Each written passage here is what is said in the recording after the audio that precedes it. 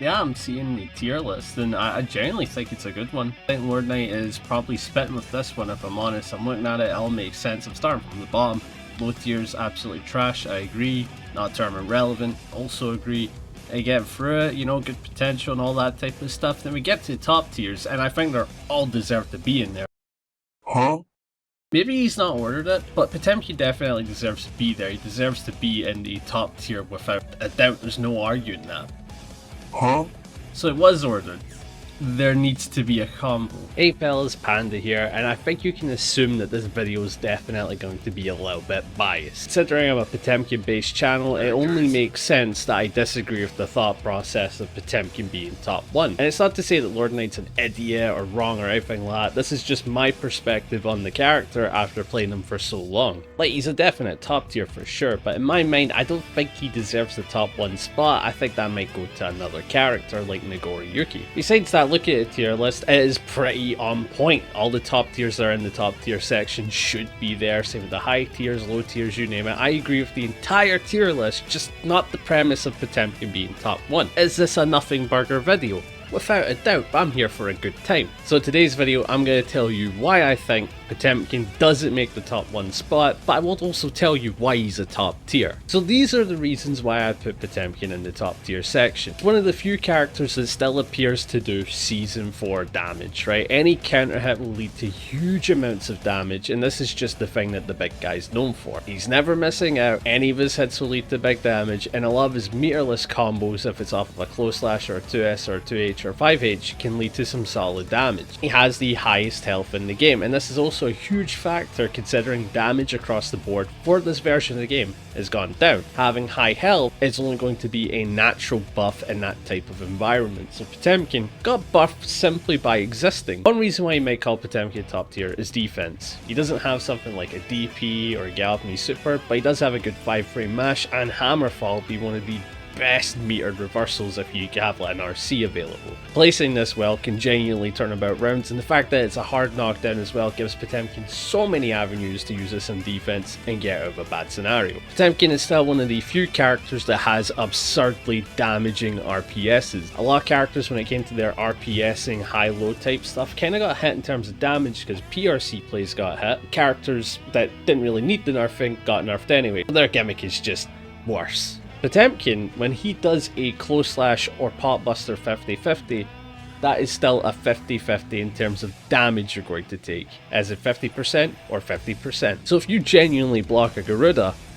that's a problem. You're going to have to face one of the scariest 50-50s in the game. Now, one of the things that are big for this patch of the game is how they buff Potemkin. His walk speed is absurdly fast. Now, this is good for specific matchups. For example, this won't come into play against someone like Axel, but against matchups where it will come into play like Golus, Nagoriyuki, Ramlethal, the other top tiers, this stands out really well. And then 6H is very matchup dependent on the buffs. For example, Golus, spam the hell out of it. Ram, maybe second guess yourself a little bit. Besides that, fantastic normal now, and mix that with the walk speed, you can kind of just poke large, poke big, and hit for hard damage. It feels like they put these two buffs together in a way so he can approach and kind of deal damage or kind of get a solid poke consistently now, and that's kind of scary. It is. If you see a pot main downplay this move, they need second guess themselves. It's so active, it covers so much screen space, and it can catch a star up of a fireball now. Couldn't do that before. And of course, he has matchup defining pokes. This character is still fantastic into specific characters simply because of the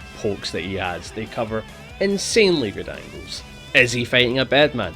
Far Slash is the be end all in that entire matchup. Is he fighting Sin, who has a ton of low profile attacks? 2S is the matchup defining normal. Is he fighting a character that uses very grounded approaches and with a mixture of air dashes, so you need a normal that has good recovery and catches the ground well? He has 2D, a matchup defining normal. And does he need a normal for counter poking? He has 5H and 6H, again, matchup defining normals. These normals are defining for specific matchups, and that is why they're so damn good. They're pretty solid across the board, but in a specific matchup they can be deadly, killer, or just defining it. And that's why in a few matchups, these normals aren't as insane as they are anywhere else. Last point why you'd want him in the positives, he's one of the few characters that can abuse BRC to a fantastic degree. BRC is one of the new methods that we do to make Potemkin busters safe. It used to be you do throw PRC, but now you can't really do reaction plays. You kind of have to make your plays as safe as possible. A close slash jump at the BRC into empty pot buster makes this almost unpunishable on whiff. And the same goes for your high-low mixes. BRC is just a fantastic addition that Potemkin mains are really exploring now because they have to, unless your name is Andros. But these are the positives for why I'd put Potemkin in top tier without a doubt. Is insane. These are the key positives. You could probably find even more positives for specific matchups or in general, like Flick being a very insane tool. Gigantor Kai still being insanely good for specific matchups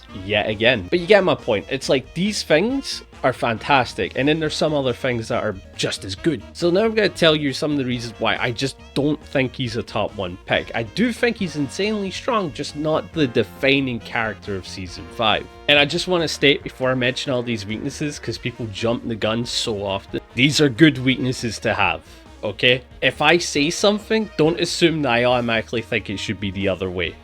Honestly, just think of it as I agree that it's like that. The first one, no throw PRC is a huge deal because all of a sudden Potemkin's 50-50 game plan is now genuinely committal. Unless a BRC was done before it, Potemkin Buster is now a gamble he has to bet on. It isn't just something he can throw out, oh I've got meter, do it again. This is a committal play now. He genuinely has to make the decision. He hasn't just willy-nilly thrown out Pot Buster anymore. And then this links into his other issue being PRC. Potemkin's most degenerate plays came from PRC. Hammerfall PRC into Pot Buster is still a fantastic option to go towards, but now it does very low damage. Doing 6p PRC into Heavenly OS when you've got 2 bars of meter is still a fantastic call out, but now it does very low damage. And with Guts involved, it does no damage. Which again, I want to mention, is a good thing. It's good that it's low. One nerf that hit him pretty hard is that he no longer has the most easiest brain dead defense to go towards now. Hammerfall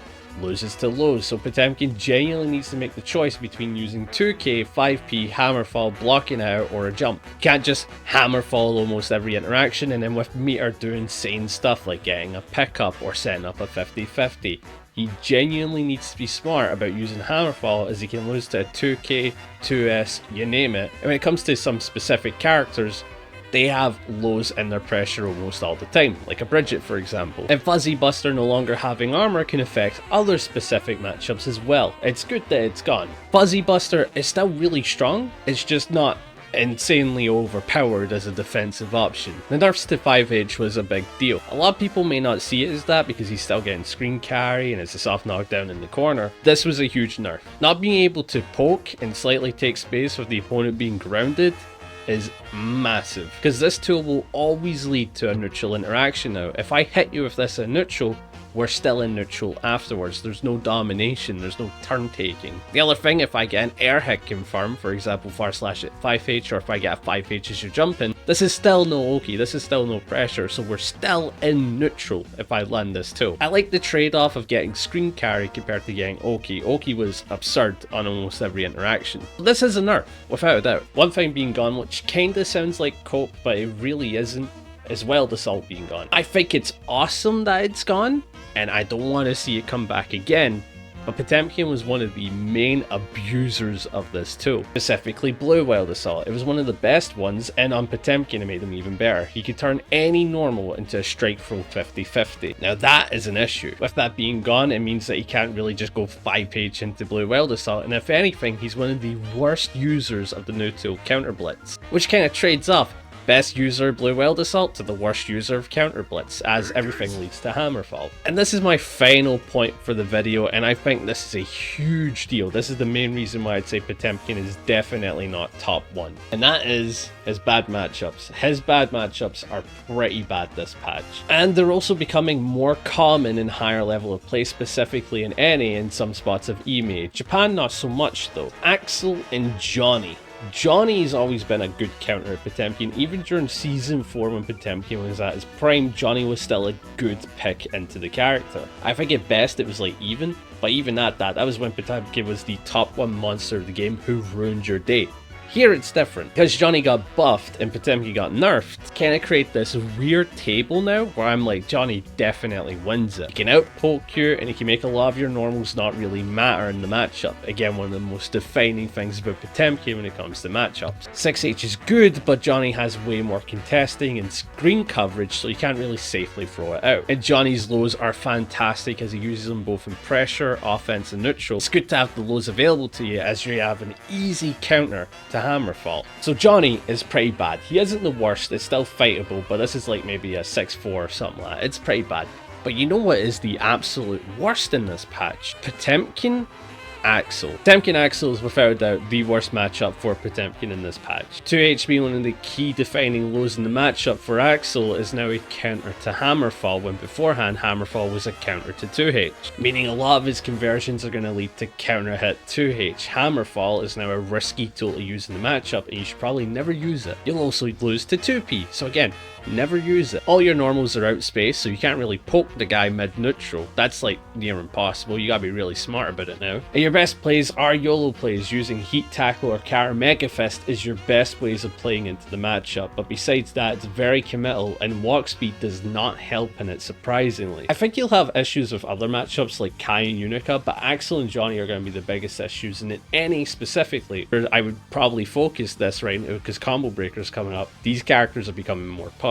And that is how I'm ending today's video. I think there is a case for Potemkin being top 1, but in my mind, I don't see it. But I'd love to hear what you think. Do you think Potemkin is a top 1 character, or do you think he's not even top 5? Are you one of the crazies? But if you enjoy, be sure to like, hype, sub, and tell me what you think. Can't wait to hear it in the comments. Catch you guys in the next one. If Lordknight's watching, thank you for being a good sport. See ya.